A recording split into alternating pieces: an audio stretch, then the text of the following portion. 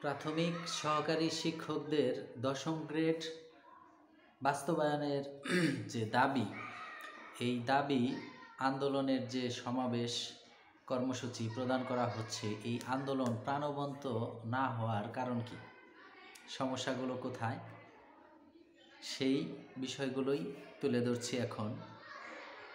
আসলে প্রাথমিক সেক্টরে প্রায় 6 লক্ষ শিক্ষক কর্মরত আছেন।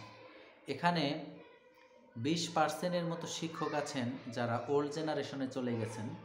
তারা এই সময়ে এসে আর কোনো আন্দোলন, কোনো কর্মসূচিতে অংশগ্রহণ করতে চান না।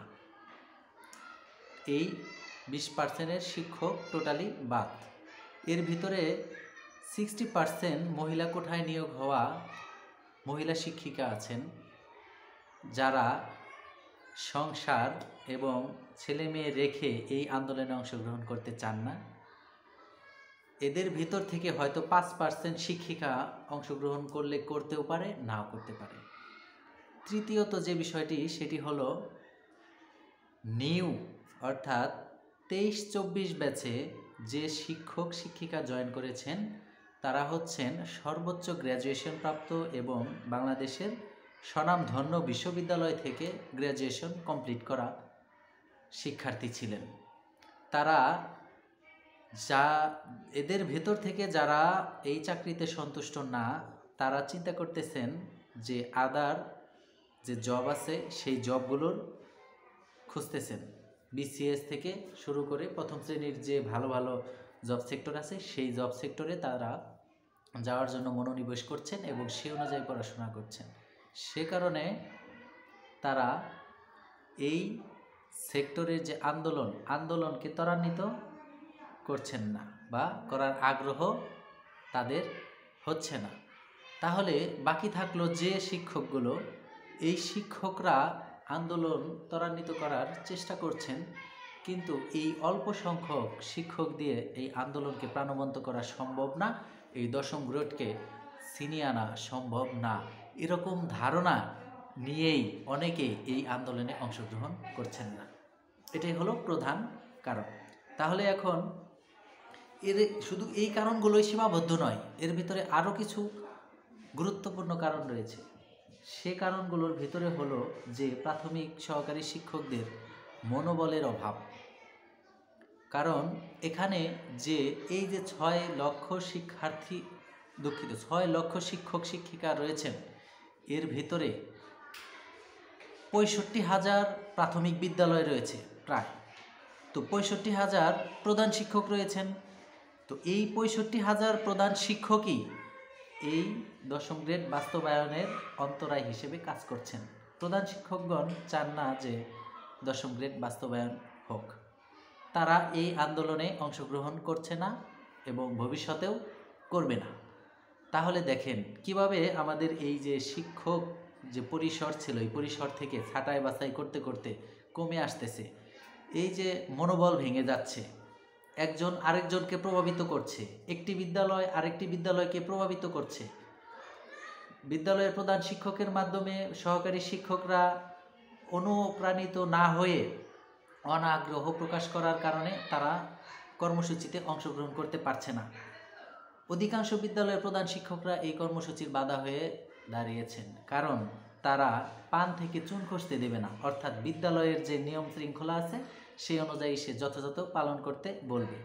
আর যে কর্মসূচিগুলো দেওয়া হচ্ছে, অর্থাৎ পরবর্তী কর্মসূচি 11 ফেব্রুয়ারি মার্চ ফর ডিগনিটি যে কর্মসূচি দেওয়া হয়েছে, পরের দিন হচ্ছে বিদ্যালয় খোলা। যে শিক্ষক শিক্ষিকারা এই কর্মসূচিতে অংশগ্রহণ করবেন, তাদেরকে উপজেলা পর্যায়ে, জেলা পর্যায় থেকে চিঠি দেওয়া হয় যে তারা স্থানীয় কর্মস্থল পরিবর্তন করতে পারবেন না কর্তৃপক্ষের অনুমতি ব্যতীত। সুতরাং প্রধান শিক্ষক এই চিঠির প্রেক্ষাপটে সহকারী শিক্ষকদের উপরে চাপ প্রয়োগ করবেন। চাপ প্রয়োগ করা সত্ত্বেও যদি কোনো শিক্ষক শিক্ষিকা এই আন্দোলনে অংশগ্রহণ করে, তারা কিন্তু পরের দিন যথাসময়ে বিদ্যালয়ে এসে অংশগ্রহণ করতে হবে। প্রধান শিক্ষক এটি বাধ্যবাধকতা করবেন, যেটা একটা জটিল পর্যায়। কারণ পরের দিন অনেকের ক্ষেত্রে এসে ক্লান্ত থাকবে, হয়তো এসে বিদ্যালয়ে অংশগ্রহণ সময় মতো করা সম্ভব নাও হতে পারে। এই যে বহুমুখী বাধা বিঘ্নতার কারণে এই আন্দোলন প্রাণবন্ত হচ্ছে না। আরেকটি গুরুত্বপূর্ণ বাধা, সেটি হলো আমাদের সবচেয়ে বড় বাধা, যেটা আমি মনে করি ঐক্যর অভাব। কেন ঐক্যর অভাব? আমাদের প্রত্যেকটি উপজেলা জেলায় যে প্রাথমিক সহকারী শিক্ষকদের সংগঠন বা সমিতি রয়েছে, এই সমিতির ভিতরে যারা সভাপতি বা কমিটির সভাপতি, সাধারণ সম্পাদক বা কমিটিতে যারা থাকেন, তারা দলাদলির একটা বৈষম্য দেখা যায়। বিভিন্ন উপজেলায় একাধিক দল রয়েছে শিক্ষকদের ভেতরে। এক এক দল এক এক ধরনের এক এক কমিটিতে অংশগ্রহণ করে, এক একজনের নির্দেশনা অনুযায়ী চলে।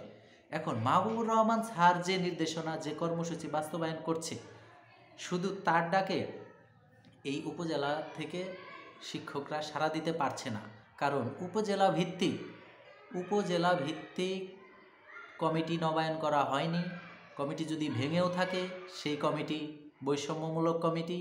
হয়তো আওয়ামী লীগ থাকাকালীন সময় আওয়ামী লীগের যে দোসররা ছিল, তাদের ভেতর থেকে শিক্ষকরা কমিটি গঠন করেছিল, সে কারণে হয়তো সেখানে সব শিক্ষক সাড়া দিচ্ছে না। এই যে সমস্যা, কমিটিগত সমস্যা, ক্ষমতার যে মনোভাব, এই মনোভাবের জন্য সমস্যার কারণে সবাই অংশগ্রহণ করতে পারছে না। সিনিয়র জুনিয়র সমস্যা রয়েছে। সিনিয়ররা জুনিয়রদের দিক নির্দেশনা মানতেছে না, আবার জুনিয়ররাও সিনিয়রদের পরামর্শ গাইডলাইন শুনছে না।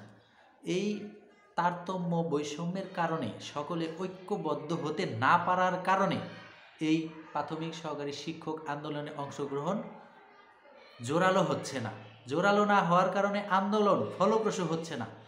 সময় দিনের পর দিন অতিবাহিত হচ্ছে, কিন্তু অধিদপ্তর আমাদের এই আন্দোলনকে কোনো রকম সাড়া দিচ্ছে না।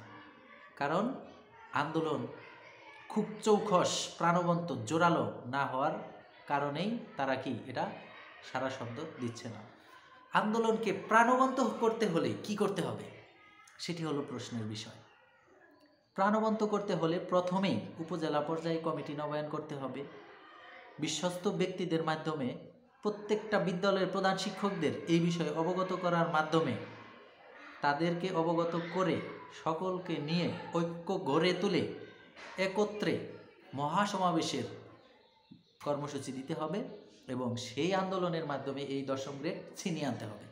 এখন এটাও যদি করা সম্ভব না হয়, অনেকগুলো বাধার কথা কিন্তু আমি বলেছি, এই বাধাগুলো কিন্তু থাকবেই। কিন্তু আপনি যদি চাই বা মনে করি যে না, এই দশম গ্রেড একটি যৌক্তিক আন্দোলন, এটি আমাদেরকে ছিনিয়ে আনতেই হবে, এটি সম্ভব, তাহলে কাউকে তোয়াক্কা না করে, কোনো কমিটিকে তোয়াক্কা না করে, প্রধান শিক্ষককে তোয়াক্কা না করে, কারো নির্দেশনা গাইডলাইন এলাকা ভিত্তিক, অঞ্চল ভিত্তিক, উপজেলা ভিত্তিক, জেলা ভিত্তিক তোয়াক্কা না করে, যার যার অবস্থান থেকে স্ব জায়গা থেকে আমাদের আন্দোলনে অংশগ্রহণ করতে হবে। যে আমার গাইডলাইন বা দিক নির্দেশক হিসেবে মাহবুবুর রহমান স্যারই যথেষ্ট। তিনি যে কর্মসূচি দিচ্ছেন, তিনি যা বলছেন সেটাই ঠিক আছে, সে অনুযায়ী, সেই তারিখ অনুযায়ী আমি কর্মসূচিতে অংশগ্রহণ করব।